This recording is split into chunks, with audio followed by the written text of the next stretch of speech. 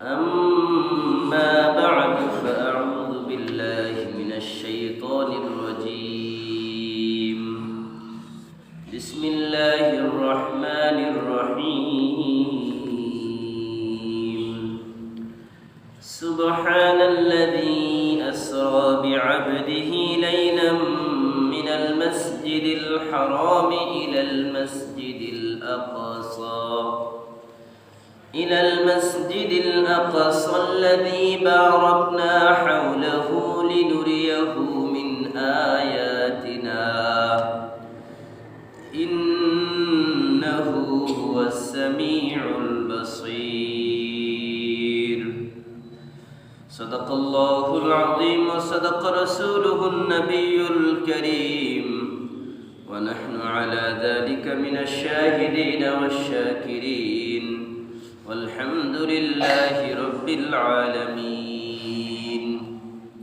উপস্থিত সম্মানিত মুসল্লিয়ানে কেরাম, সর্বপ্রথম সেই মহান রব্বুল আলামিনের দরবারে শুকরিয়া জ্ঞাপন করি যে মহান রব্বুল আলামিন আমাদেরকে বিগত জুমা থেকে নিয়ে এই জুমা পর্যন্ত সুস্থ শরীরে পবিত্র সালাতুল জুমা আদায়ের উদ্দেশ্যে মসজিদে আসার এবং বসার তৌফিক দিয়েছেন।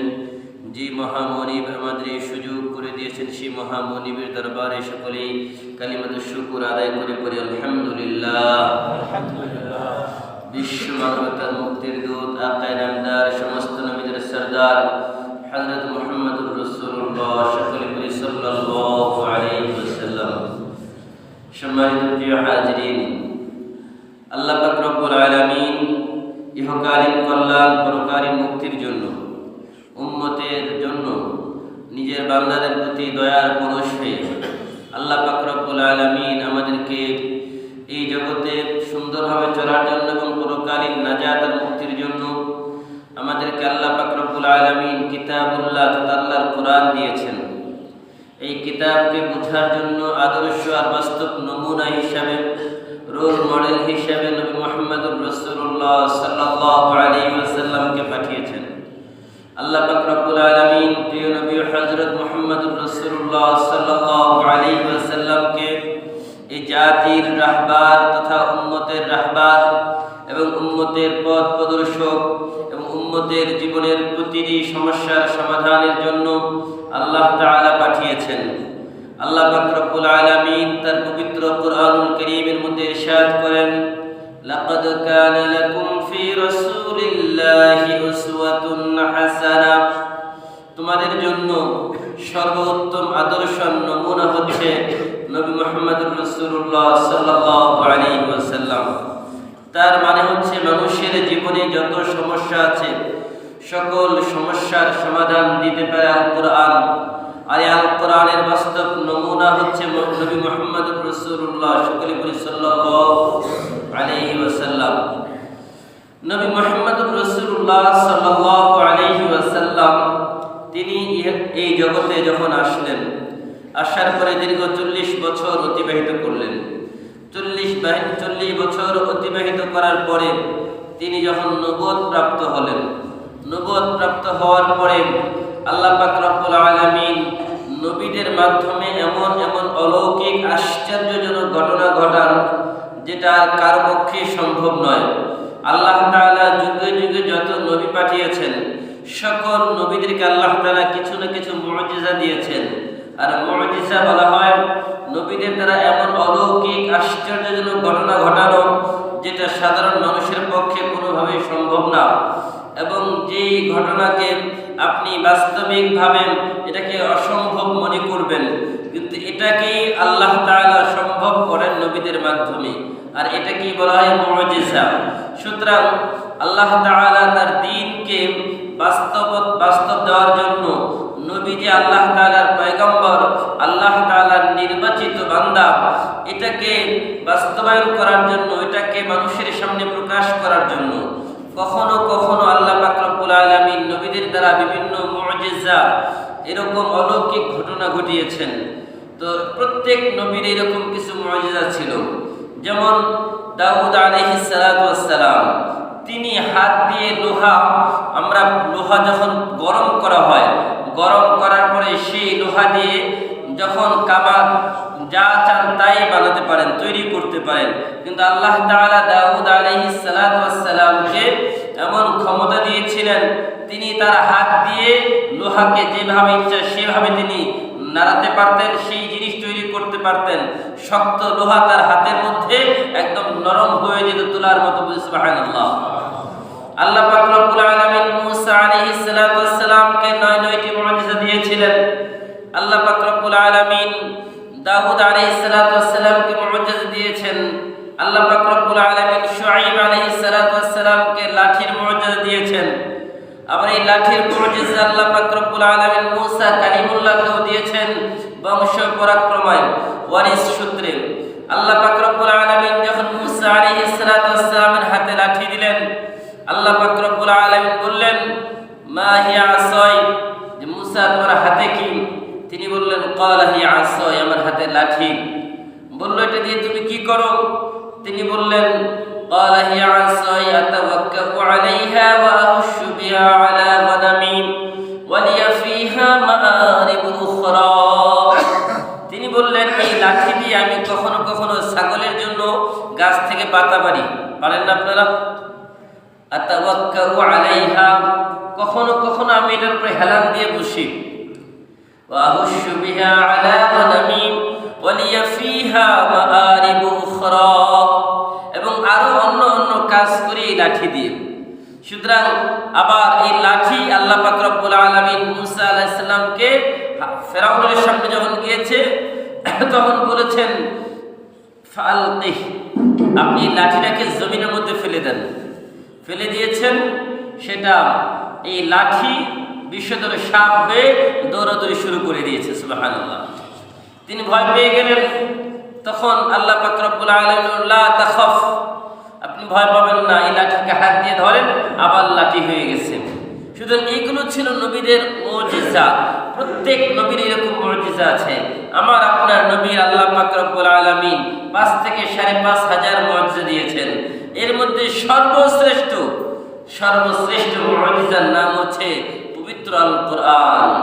যে মুজিজা অক্ষত, যে মুজিজার মধ্যে কোনো পরিবর্তন নাই, যে মুজিজা আল্লাহ পাক রব্বুল আলামিন কিয়ামত পর্যন্ত অক্ষত রাখবেন, এর মধ্যে কোনো পরিবর্তন হবে না। সুতরাং এই পবিত্র কোরআনুল কারীম আল্লাহ পাক রব্বুল আলামিন দিয়েছেন কিতাবুল্লাহ হিসেবে, আল্লাহর কিতাব। এবং এই কিতাবুল্লাহকে বোঝার জন্য আল্লাহ তাআলার নির্বাচিত মনোনীত কিছু বান্দা রয়েছে, যাদেরকে বলা হয় রিজালুল্লাহ। আল্লাহ বলেন, আল্লাহু ইস্তাফি মিনাল মালাইকাতি রাসূলাও ওয়া মিনান নাস। আল্লাহু ইস্তাফি মিনাল মালাইকাতি রাসূলাও ওয়া মিনান নাস। আল্লাহ পাক রব্বুল আলামিন মানুষের মধ্য থেকে কিছু মানুষকে নির্বাচিত করেন, মনোনীত করেন, সিলেকশন করেন।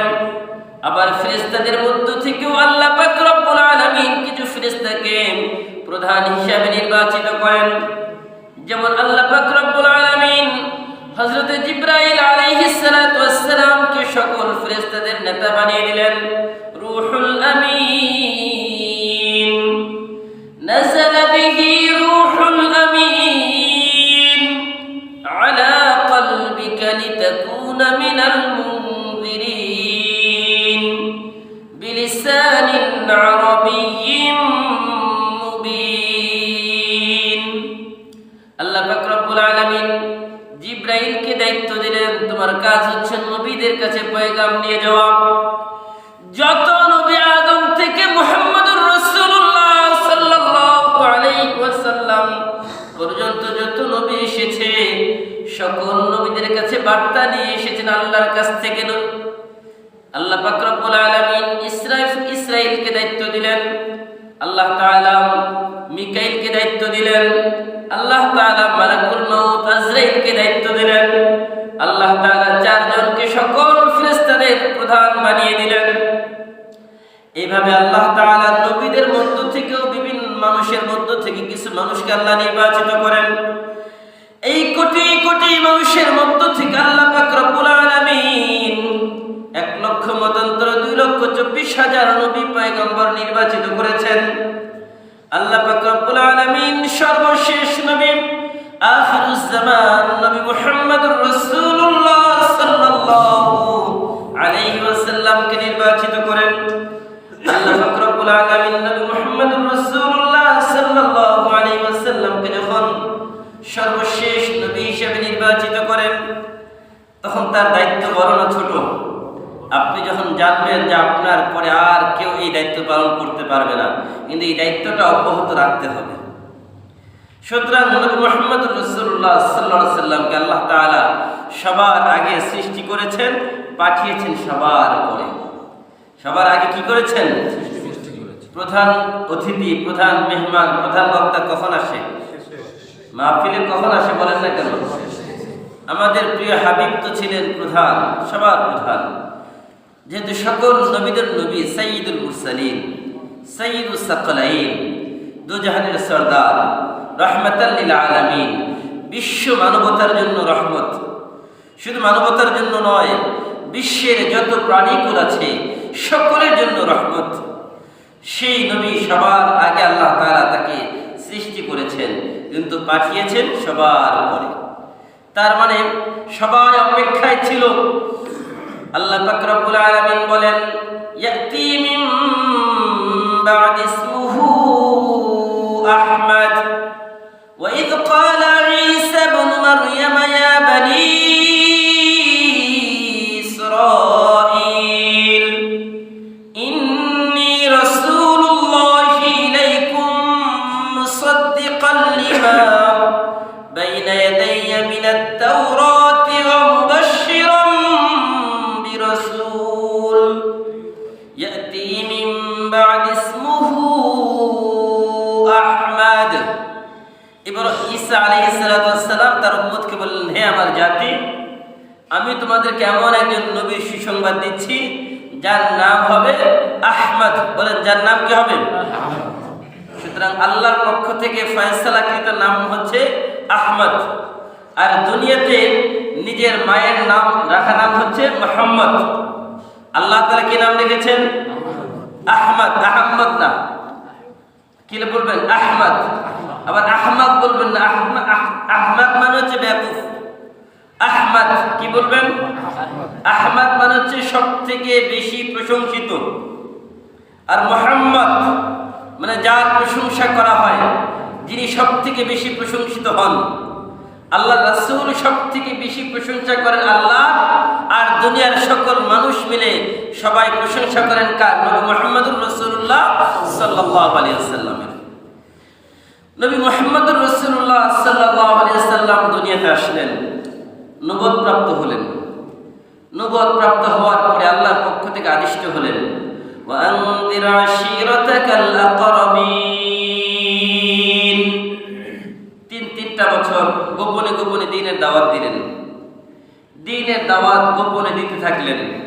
যখন গোপনে দ্বীনের দাওয়াত দিলেন, 3 বছর পরে আল্লাহর পক্ষ থেকে আদেশ হলো, ওয়া আনযির আশীরাতাকাল আকরাবিন। নবী, এতদিন তো গোপনে গোপনে দাওয়াত দিয়েছেন, এখন আর গোপনে দাওয়াত দিবেন না।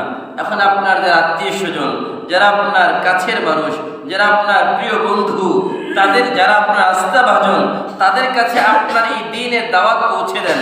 তারা কবুল করুক বা না করুক, কিন্তু তাদের কাছে এখন এই দাওয়াত দেন। যখন 3 বছর পরে আল্লাহর হাবিব সাল্লাল্লাহু আলাইহি ওয়াসাল্লাম এই দ্বীনের দাওয়াত দিচ্ছিলেন, প্রকাশ্যে যখন দাওয়াত দেওয়া শুরু করলেন, শুরুটা কিভাবে করেছেন? আল্লাহ রাসূল সাল্লাল্লাহু আলাইহি ওয়াসাল্লাম মক্কার এক পাহাড়ে আরোহণ করলেন, উঠলেন। সেখানে মক্কার একটা রীতিনীতি ছিল, যখন কোনো মানুষ বিপদ দেখে, বিপদ দেখলে ওই পাহাড়ে দাঁড়িয়ে তাদের রীতি অনুযায়ী প্রত্যেক গোত্রের প্রধানদের নাম ধরে ধরে ডাকা হয়। যখন ডাকা হয়, সকল মানুষ সকল কাজকে ফেলে রেখে দ্রুত তার সামনে উপস্থিত হয়ে যায়। তো আল্লাহর হাবিব সাল্লাল্লাহু আলাইহি ওয়াসাল্লাম সেই রীতিকে অনুসরণ করে সেই পাহাড়ে আরোহণ করলেন। পাহাড়ে আরোহণ করে আল্লাহর হাবিব বললেন, ইয়া সুবাহ, ইয়া মাসাহ, ইয়া জাবাল আবি কুবাইস। এইভাবে প্রত্যেকের নাম ধরে ধরে ডাকতেছিলেন। যখন ডাকতেছিলেন সবাই উপস্থিত, সবাই উপস্থিত। এখন আসার পর আল্লাহর হাবিব বলেন, ও আমার মক্কার প্রিয় জাতি ভাইরা, আমি তোমাদেরকে যদি সংবাদ দেই যে এই পাহাড়ের অপর প্রান্তে একটা শত্রু বাহিনী তোমাদের উপর আক্রমণ করার জন্য দৃঢ় প্রতিজ্ঞ এবং তারা খুব শক্তিশালী, তারা ধেয়ে আসছে তোমাদের উপর আক্রমণ করার জন্য, সেই আক্রমণ প্রতিহত করার কারো তোমাদের সাধ্য নাই, তোমরা কি আমার সেই কথা বিশ্বাস করবে? মক্কার মানুষগুলো বলল, হ্যাঁ অবশ্যই, কেন নয়, কারণ মুহাম্মদ তুমি তো গত 43 বছরে কোনোদিন একটা মিথ্যা কথা বলো নাই, কোনোদিন তো তুমি আমাদের সাথে মিথ্যা কথা বলো নাই, তুমি তো তোমার চরিত্রে কখনো কোনো কালিমা লাগার সুযোগ দাও নাই, তোমার তো চরিত্র হচ্ছে উত্তম চরিত্রের অধিকারী তুমি, সুতরাং তুমি যা করবে এটা অবশ্যই আমরা বিশ্বাস করব। এবার মুহাম্মদ রাসূলুল্লাহ সাল্লাল্লাহু আলাইহি ওয়াসাল্লাম তাদেরকে বললেন, আমার মক্কার ভাইরা, তোমরা যে মূর্তির পূজা করো ওই মূর্তির পূজা তোমাদেরকে আসলে ধ্বংস করে দিচ্ছে। তোমরা যে মূর্তির পূজা করছো এক আল্লাহর তাওহীদকে বাদ দিয়ে, এই তাওহীদকে বাদ দেওয়ার কারণে আল্লাহর আযাব তোমাদের দিকে ধেয়ে আসছে। আল্লাহর আযাব থেকে তোমাদেরকে কেউ রক্ষা করতে পারবে না। আল্লাহর আযাব থেকে যদি রক্ষা পেতে চাও, আল্লাহর আযাব থেকে যদি নিষ্কৃতি পেতে চাও, তাহলে আল্লাহর একাত্মবাদকে মেনে নাও, তাওহীদকে মেনে নাও, উলুহিয়াতকে মেনে নাও, রুবুবিয়াতকে মেনে নাও, এর মধ্যেই তোমাদের শান্তি আর সফলতা রয়েছে। যখনই কথা বললেন, মক্কার মানুষগুলো কেউ একটু এদিকে তাকায়, একটু এদিকে তাকায়, একজন আরেকজনের চেহারার দিকে তাকায়, কি বলে রে, মুহাম্মদ তো এতদিন এই কথা বলে নাই, হঠাৎ করে আমাদের কোন নতুন সবক দিচ্ছে? যেটা আসলে ভাবতেছে, কেউ ভাবতেছে গ্রহণ করব না করব না, দ্বিধাদ্বন্দ্বের মধ্যে পড়ে গেছে। উপস্থিত যদি আপনাদের একটা কথা বলি, আগে যদি কোনো ভূমিকা না থাকে, আলোচনা না হয়, দ্বিধাদ্বন্দ্বে পড়বেন না। ভালো জিনিস হলেও দ্বিধাদ্বন্দ্বে পড়বেন যে আসলে এর পিছনে কি আছে, সামনে কি আছে, এর ভবিষ্যৎ কি, কিছুই তো জানি না, কি করব। তো কিছু মানুষ যারা বুদ্ধিমান তারা চুপ থাকে। আল্লাহ রাসূল বলেছেন, মান সামাতা নাজাত, যে চুপ থাকে সে নাজাত পায়। আর যে মান কাসরুল কালাম কাসরুল গলাত, যে কথা বেশি বলে তার ভুল বেশি হয়, তার ভুল কি হয়? আর যে কথা বেশি বলে তাকে কি বলে? বলেন না কেন, যে কথা বেশি বলে তাকে কি বলে? বাচাল। সুতরাং যে কথা বেশি বলে তার ভুল বেশি হয়, এবং যে চুপ থাকে সে কি পায়? নাজাত পায়। এখন যারা বুদ্ধিমান মানুষ তারা তাদের ব্যাপারে আল্লাহর ফয়সালা কি? আল্লাহ বলেন, ওয়াইদা খাতাবাহুমুল জাহিলুন ক্বালু সালামা। বুদ্ধিমানদের ব্যাপারে আল্লাহ বলেন, মূর্খরা যখন তোমাদের সাথে তর্ক করার জন্য আসে, যারা বেকুফ, যারা মূর্খ অজ্ঞ, এরা যখন তোমাদের কাছে কোনো বিষয়ে তর্ক করার জন্য আসে, জানার জন্য না, তর্ক করার জন্য আসে, ঝগড়া লাগার জন্য আসে, বাদ অনুবাদে যখন লিপ্ত হওয়ার জন্য আসে, সালামা, তাদেরকে বলো ভাই আসসালামু আলাইকুম। তার মানে কি, তোমার সাথে আমার এখন কোনো কথা নাই, তোমার সাথে পরে কথা হবে, তোমার সাথে আমি এই কথা যখন বুঝাতে যাব তুমি বুঝবা না, সব তোমার মাথার উপর দিয়ে যাবে। সুতরাং তোমার কাছে সময় নষ্ট করা আমার দরকার নাই। এই জন্য আল্লাহ তাআলাই বলেছেন, কি বলতে হবে? মূর্খরা যখন তর্ক করার জন্য আসবে, কথা বলা না, না বলা, চুপ থাকা। তার মানে কি আপনি মূর্খ? না, আপনি যে চুপ থাকলেন এটাই তার জন্য উত্তম জবাব। আপনি যদি ওই মূর্খ মানুষের সাথে তর্কে লিপ্ত হন, আপনাকে বাকি মানুষের বলবে, শিক্ষিত মানুষে কিভাবে একটা মূর্খ মানুষের সাথে তর্কে লিপ্ত হতে পারে? এটা তো শিক্ষিত মানুষের পরিচয় না। ওই মূর্খ মানুষেরকে কথা বলবে না কেউ, আপনাকে বলবে যে আপনি শিক্ষিত মানুষে কিভাবে ওই মূর্খ মানুষটার সাথে তর্কে লিপ্ত হলেন। ভাইরা আমার, এটা বলছি তো রাসূলের সামনে মক্কার কাফেররা দাঁড়িয়ে একজন আরেকজনের চেহারার দিকে তাকায়, কি বলে, এতদিন থেকে মূর্তির পূজা করলাম, এতদিন থেকে উলঙ্গ হয়ে মক্কার চত্বরে আমরা তওয়াফ করলাম, আজকে মুহাম্মদ সাল্লাল্লাহু আলাইহি সাল্লাম বলছে যে না, উলঙ্গ হয়ে আর তওয়াফ করা যাবে না। মুহাম্মদ সাল্লাল্লাহু আলাইহি সাল্লাম বলছে এক আল্লাহকে মানতে হবে, একাত্মবাদকে মানতে হবে, বহুত্ববাদকে মানা যাবে না। এখন তারা একজন আরেকজনের চেহারার দিকে তাকায়। কিছু মানুষ আস্তে আস্তে পিছু হটা শুরু করলো, কিছু মানুষ আস্তে আস্তে পিছনের দিকে যাওয়া শুরু করলো, পিছনে গিয়ে মুখটা পিছন দিকে ফিরে চলে যাচ্ছেন।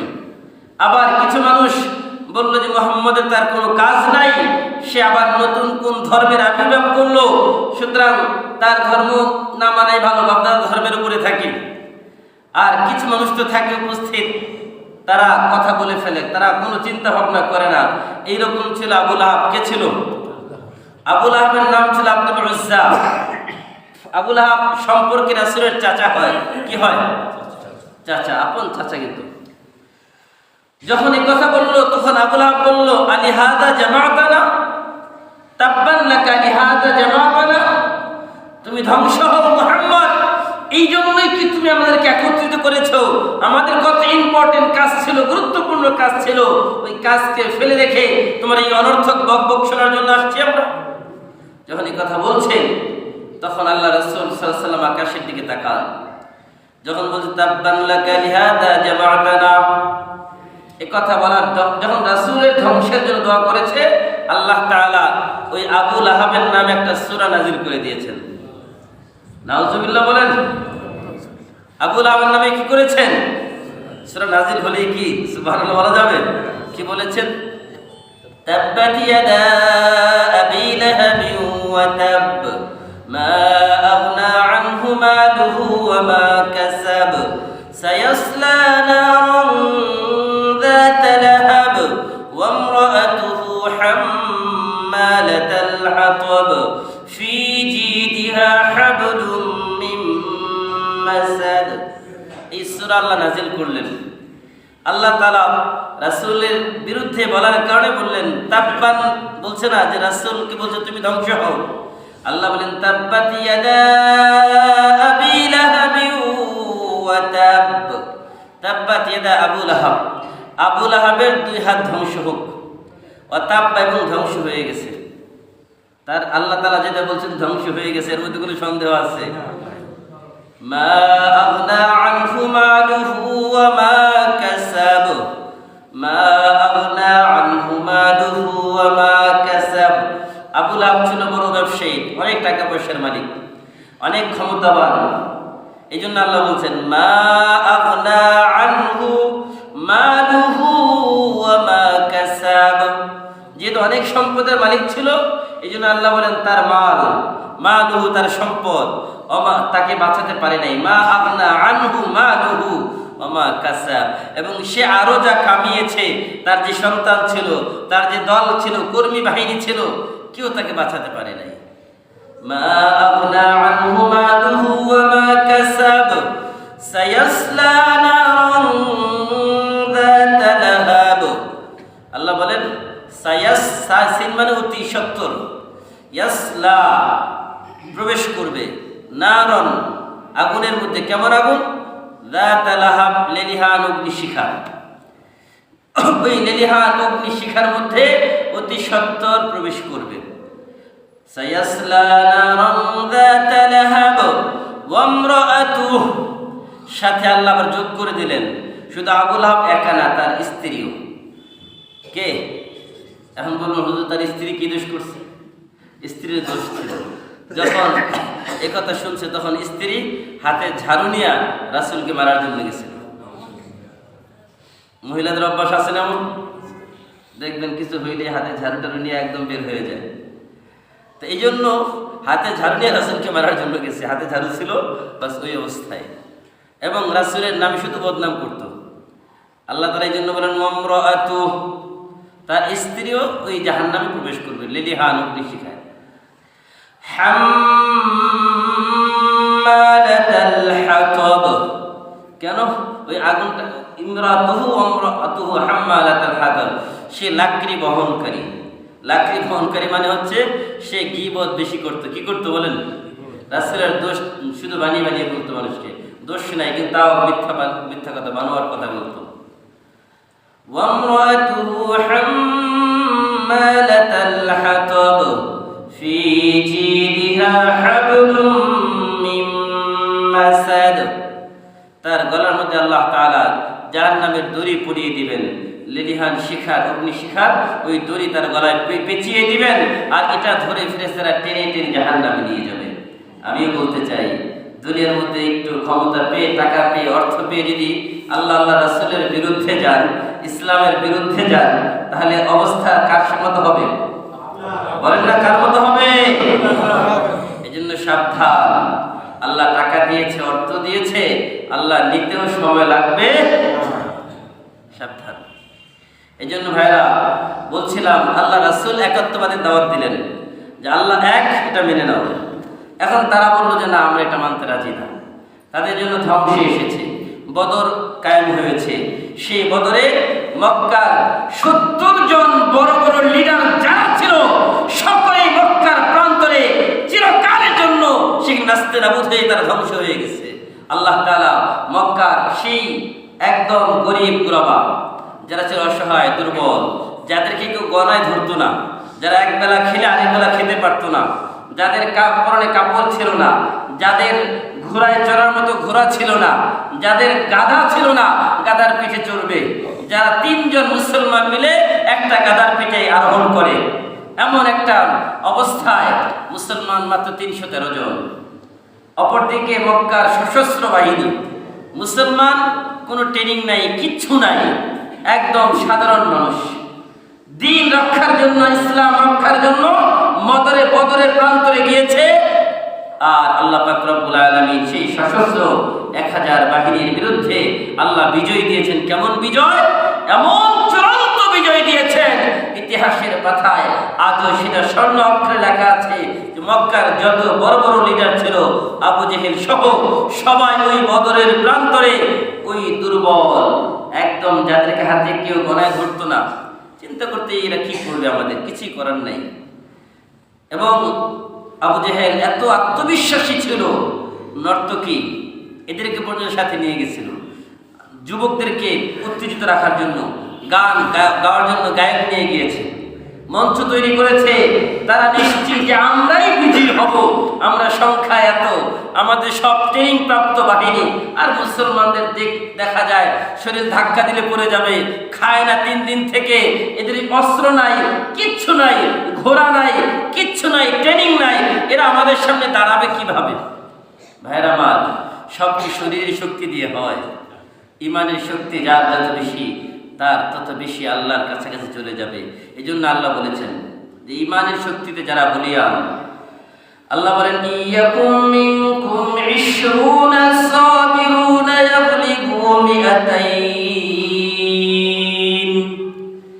ইয়াকুম মিনকুম 20 সাবিরুনা ইয়াগলিবু মিআতাইন। আল্লাহ বলেন যদি মুসলমান 20 জন হোক, কয়জন বলেন না কেন, কয়জন? আর কাফের যদি 200, কত? 200। একদিকে 20 জন, অপর দিকে 200। আল্লাহ বলে তাহলেই ঝাঁপিয়ে পড়া, আর লাগবে না। ওই 200 জনের বিরুদ্ধে বিজয় দান করা আমি আল্লাহর দায়িত্ব হয়ে যায়। সুবহানাল্লাহ। মুসলমানরা কখনো সংখ্যায় বেশি ছিল না, সংখ্যায় সব সময় কম ছিল, কিন্তু আল্লাহ তাআলা বিজয় দান করেছেন। এই জন্য মনে রাখবেন, যদি হিসাব করেন 200 আর 20 জন ভাগে কয়জন পড়ে? কয়জন? তার মানে একজন মুসলমানের জন্য 10 জন কোনো ব্যাপার না। কেউ যদি মরতে চায়, যে আমি শহীদ হতে চাই, আমি শহীদ হতে চাই, তার জীবনের কোনো পরোয়া আছে? বলেন তো, তার কোনো জীবনের পরোয়া আছে? সে তো বাঁচতে চায় না, সে শহীদ হতে চায়। এমন এক গাজীর কথা বলি, আব্দুল কুদ্দুস ভাই, আমাদের অনেক সিনিয়র, আমাদের ওস্তাদ সমতুল্য। যখন ছাত্র জীবনে পড়ালেখা করি, তিনি আফগানিস্তানে রাশিয়ার বিরুদ্ধে যুদ্ধ করেছেন, আফগানিস্তানে তিনি আমেরিকার বিরুদ্ধে যুদ্ধ করেছেন, তিনি আফগানিস্তানে মোল্লা ওমরের সাথে যুদ্ধ করেছেন, ওসামা বিন লাদেনের ডান দিকে সবসময় থাকতেন তিনি। তিনি আমাদের এক ঘটনা শুনিয়েছেন যে একবার এক পাহাড়, আমরা ধরে নিয়েছি শহীদ হওয়ার জন্য গিয়েছি মোটামুটি 20 জন, যুদ্ধের ময়দানে আছি, রাশিয়ান ট্যাঙ্ক তারা আমাদের উপরে আক্রমণ করবে, আমরা সবাই প্রস্তুত, একদম কালিমা পড়ে যে এখন তো সবাই শাহাদাত বরণ করব। এমন সময় আমাদের উপর আক্রমণ হলো, আর যে আক্রমণ করেছে আমাদের শরীর মনে হয় 20 হাত মাটির নিচে, আমাদের শরীর সবাই ধরে নিছে, বাংলাদেশের যে কয়েকজন আছে সবাই শাহাদাত বরণ করছে। বাস পরে গাড়ি এনে মাটি উঠাচ্ছে যে অন্তত লাশগুলো দাফন করে দিই। যখন লাশ দাফন করার জন্য মাটি উঠাচ্ছে, কিছুক্ষণ পরে যখন 20 হাত মাটির নিচ থেকে তাকে উঠাচ্ছে, আর যখন তার শরীরে আঘাত লাগতেছে, বলে আমার কে ঘুম ভাঙলো রে, আমার ঘুমটা কে ডিস্টার্ব করলো? তিনি বলেন এই যে 20 হাত মাটির নিচে কোনো অক্সিজেন নাই, কিচ্ছু নাই, দীর্ঘ সময় পর্যন্ত আমি আছি, আমি তো ভাবতেছিলাম আমি মারা গেছি, আমি আনন্দে আত্মহারা। যখন আমাকে এই মাটির ভিতর থেকে উঠানোর পরে পাগড়ি যখন ঝাড়া দিলাম, পাগড়ি ঝাড়া দিয়ে দেখি অন্তত 20 থেকে 25টা এখান থেকে গুলি বের হচ্ছে। আমি বললাম কি ব্যাপার, আমি শহীদ হই নাই কেন? তখন তিনি বললেন, ইদা জাআ আজালুহুম লা ইস্তাখিরুন সাআতা ওয়া লা ইস্তাকদিমুন। আমার বিশ্বাস হয়ে গেল আল্লাহ যে বলেছে মৃত্যু না আসা পর্যন্ত দুনিয়ার কেউ তোমাকে মারতে পারবে না, আমার চূড়ান্ত বিশ্বাস হয়ে গেল। এরপর থেকে আমি সবার আগে যুদ্ধের ময়দানে ঝাঁপিয়ে পড়ি। এত চেষ্টা করলাম শহীদ হওয়ার জন্য, শহীদ হতে পারি নাই। এটা আমার সব থেকে দিলে বড় কষ্ট লাগে যে এত চেষ্টা করেছি শহীদ হওয়ার জন্য, কিন্তু শহীদ হতে পারি নাই। এই জন্য মৃত্যুর ভয় করে কোনো লাভ নাই। কি ভয় করবেন? মৃত্যু তো সবাইকে মৃত্যুবরণ করতেই হবে, কেউ বাঁচতে পারবো না। আল্লাহর হাবিব সাল্লাল্লাহু আলাইহি ওয়াসাল্লাম যদি থাকতে চাইতেন থাকতে পারতেন। এরপরে একটা সময় চলে যাওয়াই লাগতো। ইন্নাকা মাইয়িতু ওয়া ইন্নাহুম মাইয়িতুন। আল্লাহ তাআলা বলছেন, নবী আপনি মরণশীল, আপনি মরবেন, মৃত্যুবরণ করবেন, এবং আপনার উম্মত যারা তারাও মৃত্যুবরণ করবে। কেউ দুনিয়ায় চূড়ান্তভাবে থাকতে পারবে না। যেহেতু এই দুনিয়াটাই আমাদের ক্ষণস্থায়ী, দুনিয়াই থাকবে না, আমরা থাকবো কিভাবে? এই জন্য প্রিয় হাজরিন, বলছিলাম যে আল্লাহ রাসূল তাওহীদের দাওয়াত দিলেন। আমরা সেই তাওহীদে বিশ্বাসী হতে চাই না সবাই? কি বলেন, সবাই কি তাওহীদে বিশ্বাসী হতে চাই? যদি তাওহীদে বিশ্বাসী হতে চাই, এখন বলেন তাওহীদ মানে হচ্ছে একাত্মবাদ। তাওহীদ মানে কি? সবাই বলেন তাওহীদ মানে কি? একাত্মবাদ। তাওহীদ মানে যদি একাত্মবাদ হয়, তার মানে আল্লাহ একজন, আল্লাহ এক। আল্লাহর কোনো শরীক আছে? আল্লাহর স্ত্রী আছে? আল্লাহর সন্তান আছে? আল্লাহর বাবা মা আছে নাকি? কেউ নাই। তাহলে আল্লাহ একক। এই ক্ষেত্রে কোনো কারো সাথে আপোষ করব? আল্লাহ এক, একক, আল্লাহ অদ্বিতীয়।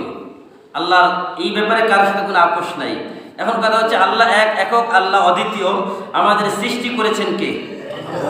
বলেন না কেন কে? আল্লাহ তাআলা আমাদের সৃষ্টি করেছেন। তাহলে আমাদের উপরে বিধান চলবে কার? যিনি সৃষ্টি করেছেন তারই তো বিধান চলার কথা। আমরা গোলাম হচ্ছে আল্লাহর। কার গোলাম? বলেন না কেন কার গোলাম? আরে ভাই, আমি যে আপনার বাড়ির গোলাম হই, একদিন কাজ করব, 2 দিন কাজ করব, 3 দিন কাজ করব, কাজ করে যদি ওই টাকা আপনাকে না দিই, অন্য আরেকজনকে দিয়ে দিয়ে আপনি কি মেনে নেবেন? আপনার খাই, আপনার পরি, আপনার বাড়িতে ঘুমাই, আপনি সব সুযোগ সুবিধা আমাকে দেন, কিন্তু কাজ করি টাকা দিয়ে অন্য কাউকে অর্থ উপার্জন করে দিয়ে আরেকজনকে, এটাকে আপনি মেনে নেবেন? একদিন মানবেন, 2 দিন মানবেন, 3 দিন, 4th দিন বলবেন ভাই তুমি তোমার বিদায় হও আমার কাছ থেকে, আমার কাছে তোমার জায়গা নেই। কেন? আমি তোমাকে খাওয়াই, তোমাকে পড়াই, তোমাকে থাকার জায়গা নেই, সব কিছু ব্যবস্থা করি আমি, সুযোগ সুবিধা দিই আমি, অসুখে বিসুখে সবসময় পাশে থাকি আমি, সময় ব্যয় করি আমি। আমার এত সুযোগ সুবিধা দেওয়ার পরে তুমি যা উপার্জন করো সব দাও আরেকজনকে, এটা কি আমি মানবো? এটা সম্ভব না। এটা বলেন সম্ভব? যদি এটা সম্ভব না হয়, আল্লাহ তাআলা এত সুন্দর করে মায়া করে সৃষ্টি করলেন। সৃষ্টি করার পরে আল্লাহ বললেন, এটা আমার কথা না কিন্তু ভাই, এটা আল্লাহর কথাই বলছি, ইনিল হুকমু ইল্লা লিল্লাহ, ইনিল হুকমু ইল্লা লিল্লাহ, শারআ লাকুম মিনাদ দীন মা ওয়াসা বিহি ওয়াল্লাযী নূহা। আল্লাহ পাক রব্বুল আলামিন বলেন, শারআ লাকুম মিনাদ দীন, আমাদের জীবন ব্যবস্থা আল্লাহ তাআলা দ্বীন কি করেছেন? দ্বীনকে আল্লাহ তাআলা আমাদের জীবন ব্যবস্থা করেছেন। এই জীবন ব্যবস্থা হিসেবে আল্লাহ তাআলা আমাদেরকে দ্বীন দিয়েছেন। সুতরাং এই দ্বীন মানে হচ্ছে কোরআন, দ্বীন মানে হচ্ছে ইসলাম। ইসলামের বাহিরে কোনো কিছু ভাবার সুযোগ আছে? কোনো সুযোগ নাই। এখন আপনি শুধু আল্লাহকে এক মানেন ঠিক, কিন্তু আল্লাহর বিচার ব্যবস্থা মানতে চান না। তাহলে আপনি আল্লাহর যে তাওহীদ মানলেন, শুধু রুবুবিয়্যাতের ক্ষেত্রে মানলেন যে আল্লাহ এক, কিন্তু আপনি এই যে বিচার ব্যবস্থার ক্ষেত্রে যে আল্লাহ এক, একক, এটা মানতে হবে না? নাকি এই ক্ষেত্রে বলবে যে না, আল্লাহর বিচারের সাথে অন্য আরো কারো বিচার যোগ করতে হবে? তাহলে আল্লাহর একত্ববাদ থাকবে? বলেন না কেন থাকবে? কিন্তু আমরা এই কাজটা করতেছি না, করি না? কি বলেন?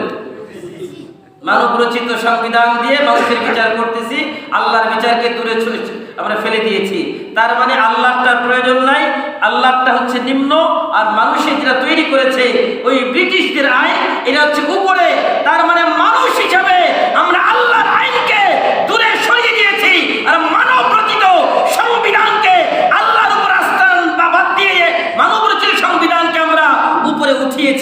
আমাদের ঈমান কি এখনো থাকার কথা? যদি সহজ করে বলি আমরা সকলেই মুরতাদের খাতায় আছি। বলবেন কেন? কারণ হচ্ছে ইসলামের এটা একটা ঘটনা আছে এরকম, আল্লাহ রাসূলের ইন্তেকালের পরে কিছু মানুষ মুরতাদ হয় নাই। এই ঘটনা জানেন না আপনারা? তারা কিন্তু নামাজ পড়তো, যাকাত দিতে অস্বীকার করে। আবু বকর সিদ্দিক কি বলেছিলেন? আয়াতুদ্দিন ওয়া আনা হাই, আমি আবু বকর জীবিত থাকা অবস্থায় আল্লাহর রাসূলের দ্বীনে বিন্দু পরিমাণ ত্রুটি সহ্য করব না। যারা যাকাত দিতে অস্বীকার করবে আমি আবু বকর তাদের বিরুদ্ধে যুদ্ধ ঘোষণা করব। এমনকি যারা আগে যাকাত দিত একটা ছাগলের দড়ি রশির ওই রশিগিরি দিতে অস্বীকার করে তার বিরুদ্ধেও যুদ্ধ ঘোষণা করব। চিন্তা করেন, তার মানে ইরতিদাদের ঘটনা। এই যে আল্লাহ রাসূলের বিধান, আল্লাহর দেওয়া বিধানকে না মানা, আপনি দিল থেকে যদি বিশ্বাস করেন যে না মানব রচিত এই বিচার ব্যবস্থা এটাই ঠিক, আল্লাহর বিচার ব্যবস্থার প্রয়োজন নাই, এই অনুভব যদি কারো ভিতরে আসে তার ঈমান নিয়ে সংশয় আছে। এজন্য চিন্তা করেন মাঝে মাঝে যে আসলে আল্লাহর বিচার ব্যবস্থার সামনে মানুষের বিচার ব্যবস্থা কিভাবে হতে পারে। আরে ভাই, আমিও মানুষ, আপনিও মানুষ, আপনি জানেন না আমার বিচার কিভাবে করবেন। কেন? আপনি শুধু উপস্থিত দেখেন, কিন্তু আল্লাহ তাআলা এমন এক বিচার ব্যবস্থা দিয়েছেন যে এই বিচার ব্যবস্থার মধ্যে পিছনে কি ঘটতে পারে, সামনে কি ঘটতে পারে, সব কিছু একদম খোলা পরিষ্কার। আপনি দেখেন এই বর্তমান বিচার ব্যবস্থা নিয়ে দু একটি কথা বলি। বিচারের রায় হতে হতে হতে অত 20 থেকে 25 বছর যায়, হয় না এমন? আর ইসলামের বিধান কি জানেন? সর্বোচ্চ 3 দিন। বলেন কয়দিন? একটা বিচার গিয়েছে বিচারকের কাছে, বিচারক 3 দিন 7 দিন সময় নেবে। এর মধ্যে এই 7 কার্য দিবসের মধ্যে এটাকে সে সব কিছু দেখবে, দেখাশোনা করবে, করার পরে সাক্ষী আসবে, সাক্ষীর উপস্থিতিতে চূড়ান্ত ফয়সালা দিয়ে দিবে। যদি হয় তোমার নিয়ে যাও, না হয় যার তাকে দিয়ে দিবে। কিন্তু এতদিন আটক রাখার ক্ষমতা কে দিয়েছে আপনাকে? একজন মানুষ, দেখেন আমাদের এক উস্তাদ বলতেন, যদি কেউ বর্তমান এই বিচার ব্যবস্থায় বিচার করতে যায় তার ধৈর্য লাগবে আইয়ুব আলাইহিস সালামের মতো। কার মতো ধৈর্য লাগবে? আইয়ুব নবীর কথা শুনেন নাই? তার মতো ধৈর্য লাগবে। কারুনের মতো সম্পদ লাগবে। কার মতো সম্পদ? কারণ ওই বিচার চালাতে চালাতে আপনার আসল সব শেষ, আপনি বাকি টাকা কোত্থেকে দিবেন? বিচারের রায় তো হয় না আপনার। কারুনের মতো যদি সম্পদ থাকে তাহলে আপনি বিচারের রায় পেতে পারেন। আর কি হবে? আপনার হায়াত লাগবে নূহ আলাইহিস সালামের মতো। কার মতো হায়াত লাগবে? মিনিমাম 1000 বছর। 1000 বছর যদি আপনার হায়াত পান, কারুনের মতো সম্পদ থাকে, আর আইয়ুব আলাইহিস সালামের মতো ধৈর্য থাকে, তাহলে এই বিচার ব্যবস্থায় রায় আপনার পক্ষে আসতেও পারে, নাও আসতে পারে। এই 30 বছর 40 বছর পরে রায় যে আসবে এটা কি নিশ্চিত?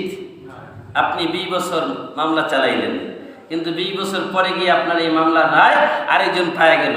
এই যে 20টা বছর মামলা চালাইলেন, টাকা লাগে নাই, উকিলকে দেওয়া লাগে নাই, আপনার রাস্তা খরচ লাগে নাই, আপনি বাড়ি ভিটা পর্যন্ত বিক্রি করে আপনি মামলা চালাইলেন, কিন্তু ফলাফল 0। কি হবে তখন? কিন্তু আল্লাহর বিধান কি বলে? আলাইসাল্লাহু বিআহকামিল হাকিমিন। আল্লাহ বলেন আল্লাহ কি বিচারক নয়? ন্যায় বিচারক নয়? সকল বিচারকদের মধ্যে থেকে কি ন্যায় বিচারক নয়? তার মানে আল্লাহর বিচার ব্যবস্থার সামনে মানুষের বিচার ব্যবস্থা দেখেন, একটা মানুষ অপরাধ করেছে, বিচার গিয়েছে, তদন্ত করতে 3 দিন লাগবে। কয়দিন? 3 দিন। আর আমাদের বিচার ব্যবস্থা 3 দিন কেন? আরজি পেশ করবেন, সেখানে বিচারক বসবে, ডেট দেবে 1 মাস পরে, আবার 1 মাস পরে আবার আরেকটা তারিখ, আবার আরেকটা তারিখ, তারিখের পর তারিখ। এরপর যদি আসামি গ্রেফতার হয় আবার তদবির হবে, তাকে বের করে আনা হবে, এরপর 1 বছর 2 বছর 5 বছর চলতেই থাকবে। এই যদি হয় অবস্থা মানুষের, তাইলে ন্যূনতম যে অধিকার, সে অধিকারটা কোথায় গেল? আপনি যে একটা মামলার পেছনে দিনের পর দিন খাটেন, আপনার সব তো শেষ। এজন্য ইসলামী বিচার ব্যবস্থা এত সুন্দর। মানুষ যদি বুঝতো মধু যে মিষ্টি, এটা খাওয়া লাগবে, না খেলে তো বুঝবেন না ভাই। এজন্য একটু খাওয়ার চেষ্টা করেন। আর কত শুনবেন যে ইসলামের সুন্দর যেমন, কারণ ইসলাম তো কোনো ধর্মের নাম না, মনে রাখবেন। আমরা অনেকেই মনে করি ইসলাম শুধু ধর্মের নাম, না।